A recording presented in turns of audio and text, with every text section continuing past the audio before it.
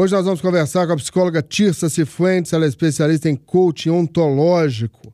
Vamos conversar então sobre este assunto. Em primeiro lugar, o que é coaching ontológico, Tirsa? Bom dia. Tudo bom, Estevão? Bom dia.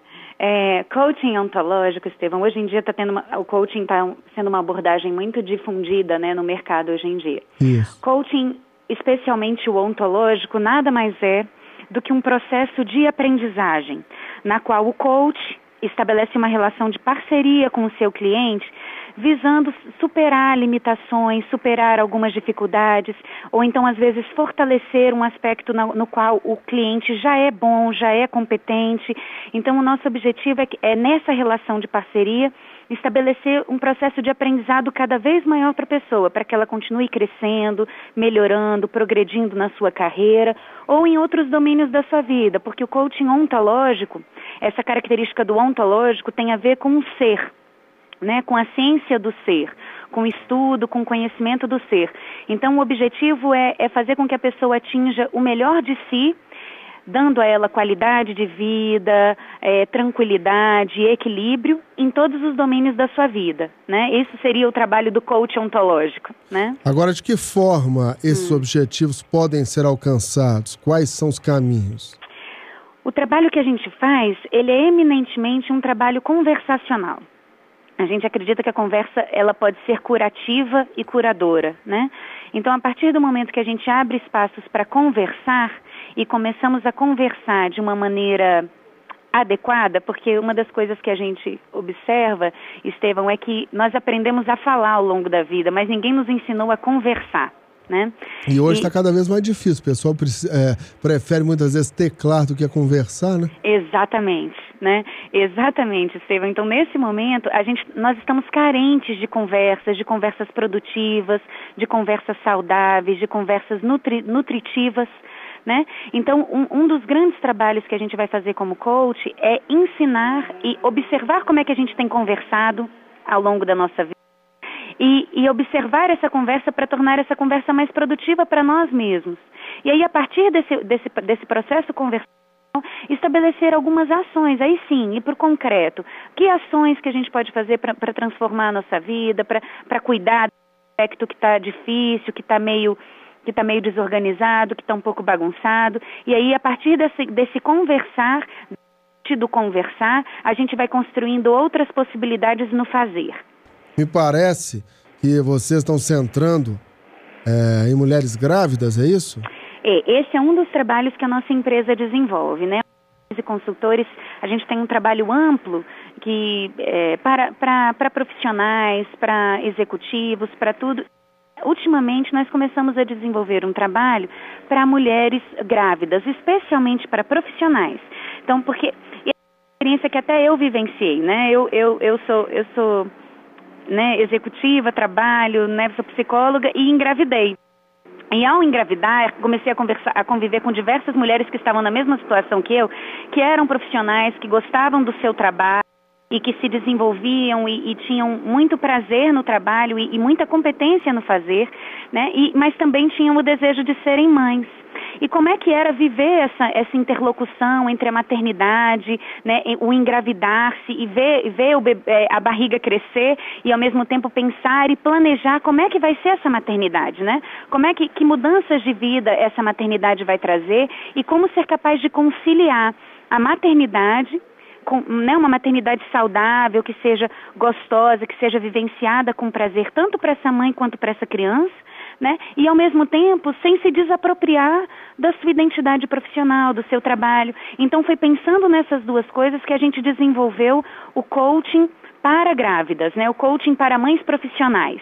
É interessante porque durante a gravidez sobram dúvidas, os anseios tornam-se cada vez mais evidentes. É verdade. E se a mulher tem um plano profissional, muitas vezes ela tem que optar mesmo, né? Se dedicar um pouco para a vida pessoal, deixar o profissional de lado.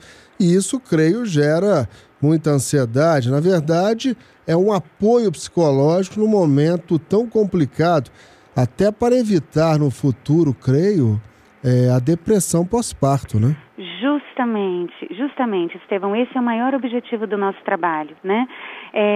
A ansiedade é muito comum nessa época, as dúvidas, né? Os anseios de como é que vai ser isso, né? E às vezes é difícil porque a maternidade, ela ainda hoje ela é um pouco mitificada. As pessoas falam da maternidade como uma coisa muito... Nossa, como é incrível esse sentimento. E, de fato, tem diversas coisas que são muito incríveis, mas, às vezes, isso deixa a mãe que está nessa dúvida um pouco insegura de falar dos seus anseios, das suas dificuldades, do seu medo, né, de como é que ela vai conciliar isso. Então, o espaço do coaching é um espaço muito interessante porque ele é um espaço preservado, individual, pessoal, intransferível, né, que abre espaço para que a mulher pense esse lugar da maternidade e que ela se permita dizer as coisas que ela está com medo, o que ela está insegura, para que ela possa construir isso de uma maneira que seja mais tranquila para ela mesma, né? Eu acho que deve ser uma grande dúvida para a mulher. Né? É um Crescer processo... profissionalmente ou ter um filho, ó, dúvida cruel, e é cruel mesmo, dependendo do momento pelo qual a mulher passa. E dela estar ou não fragilizada psicologicamente é uma dúvida que tem que ser solucionada, e a mulher ainda tem a luta contra o tempo, embora a medicina tenha avançado muito, mas a partir dos 35 anos, conforme os próprios médicos especialistas destacam, a fertilidade da mulher vai caindo. É natural esse processo, né? É verdade, né? E o que eu gosto, assim, o que eu tenho observado trabalhando com isso e vivendo isso também, é que é possível você ter uma vida profissional saudável e continuar crescendo profissionalmente, ter um plano de carreira bem estruturado e ser mãe. E também ser uma mãe presente, ser uma mãe atual, né? É óbvio que tem alguns artigos hoje na psicologia que dizem muito sobre esse conflito eterno que a mulher vive quando ela opta por ter esses dois papéis, né? Que você vive sempre essa dimensão da culpa, da sensação de insuficiência. E um dos aspectos que a gente vai trabalhar no processo de coaching, vinculando essa questão da maternidade, é pensar como que é possível a gente viver dentro do domínio da impecabilidade. Ou seja, a gente tira um pouco de vista esse domínio da perfeição, que muitas vezes nos angustia tanto, o desejo de sermos 100% em tudo, e começamos a pensar o que é possível e saudável.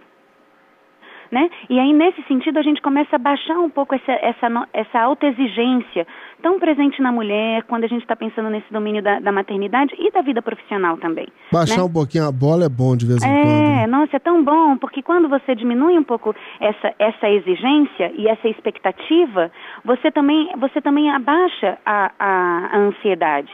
Porque a ansiedade está muito vinculada ao tamanho da expectativa que você constrói. Né? Pois é. Então, quando você diminui essa expectativa e você vislumbra diversas possibilidades dentro do domínio do real, porque a expectativa também está muito alicerçada na nossa ilusão, na nossa fantasia, né? Então, quando você traz isso para o domínio do real, você consegue vislumbrar possibilidades concretas que são bem saudáveis e bem construídas, né? Pois e aí fica bem mais gostoso viver, né? A ansiedade é o mal do século, né? E, de fato, é tão difícil nós vivenciarmos o presente. A gente está mais no futuro, muitas vezes, do que no presente, né?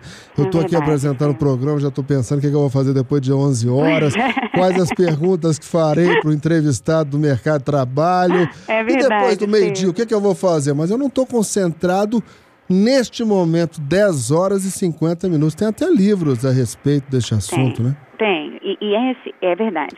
Por exemplo, um dos livros que eu acho genial e que é um dos que a gente utiliza como base para esse trabalho é um livro do Peter Senge chamado Presença, né? Que é justamente a capacidade de estar aqui agora.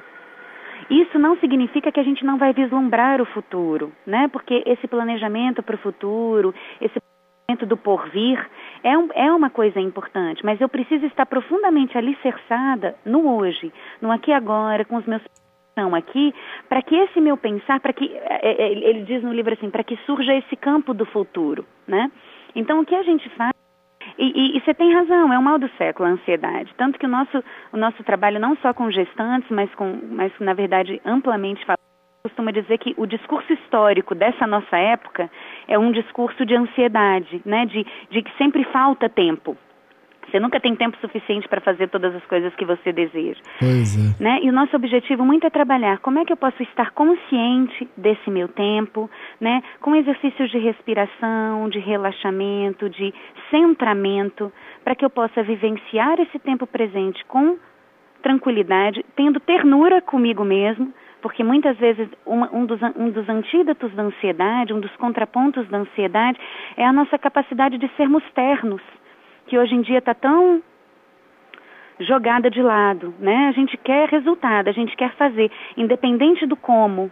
E o nosso objetivo é voltar um pouco esse olhar para o como, dar um pouco mais de ternura para esse fazer, né? Para que eu me permita alicerçar meus pés no chão, no momento, no aqui e agora, e ao ser capaz de fazer isso, aí sim, olhar para o futuro. Porque senão esse futuro se torna muito angustiante também. Nossa, né? Senhora, tem gente já pensando na Copa de 2014, Tirsa. Pois é. Olha que absurdo. Grande abraço. Bom início de semana. Obrigada, Estevão, para você também. Um grande abraço a todos.